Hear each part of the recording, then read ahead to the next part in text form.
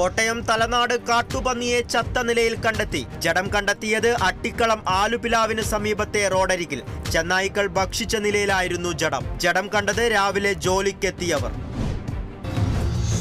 Malappuram Valanchery high school 1976-77 SLC ബാച്ചിന്റെ ഒത്തുചേരലും കുടുംബസംഗമവും July 28 രാവിലെ 9 മണിക്ക് കുളമംഗലം അനുഗ്രഹ ഓഡിറ്റോറിയത്തിൽ നടക്കുന്ന പരിപാടി ആബിദ് ഹുസൈൻ തങ്ങൾ MLA ഉദ്ഘാടനം ചെയ്യും. ചടങ്ങിൽ SSLC +2 പരീക്ഷകളിൽ ഉന്നത വിജയം നേടിയ വിദ്യാർത്ഥികളെ അനുമോദിക്കുകയും അഭിനേതാവ് ഉണ്ണിനായർ, എഴുത്തുകാരൻ സത്യൻ മാസ്റ്റർ, കവി ബാലൻ വെങ്ങാട് എന്നിവരെ ആദരിക്കുകയും ചെയ്യും.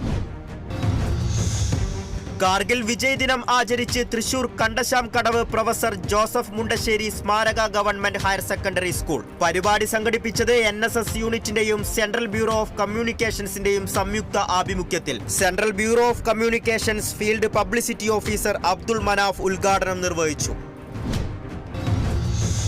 തൃശൂർ ചിറ്റാട്ടുകര സെന്റ് സെബാസ്റ്റ്യൻ ദേവാലയത്തിൽ പാട്ടുകുർബാനയും ലത്തീഞ്ഞ് നൊവേനയും നടന്നു. ചരിത്രപ്രസിദ്ധമായ മുത്തേമ പള്ളി തിരുനാളിനോടനുബന്ധിച്ച് നടന്ന ചടങ്ങിൽ ഫാദർ വിൽസൺ പിടിയത്ത് മുഖ്യ കാർമ്മികത്വം വഹിച്ചു.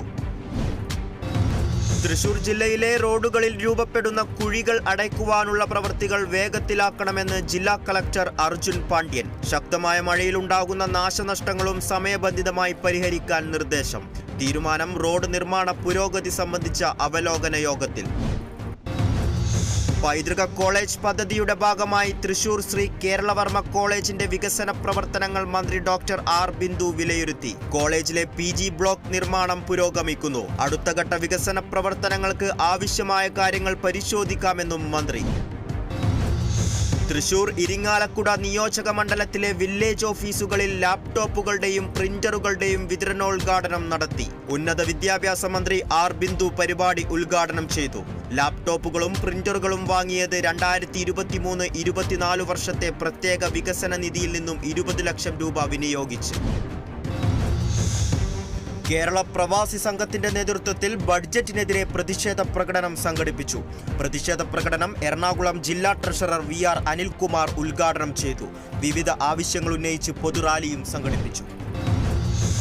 തൃശൂർ ഒല്ലൂർ നിയോജക മണ്ഡലത്തിൽ വന്യജീവി ആക്രമണവുമായി ബന്ധപ്പെട്ട് ഉന്നതതല യോഗം ചേർന്നു. റവന്യൂ വകുപ്പ് മന്ത്രി K രാജന്റെ അധ്യക്ഷതയിൽ ചേർന്ന യോഗത്തിൽ സൗരോർജ്ജ ഫെൻസിംഗ് പ്രവർത്തനക്ഷമമാക്കാൻ തീരുമാനമായി. 3 മാസത്തിനകം മൃഗങ്ങൾ കേടുവരുത്തിയ T ആംഗിളുകളുടെ മെയിന്റനൻസ് ജോലികൾ പൂർത്തിയാക്കുവാനും തീരുമാനം.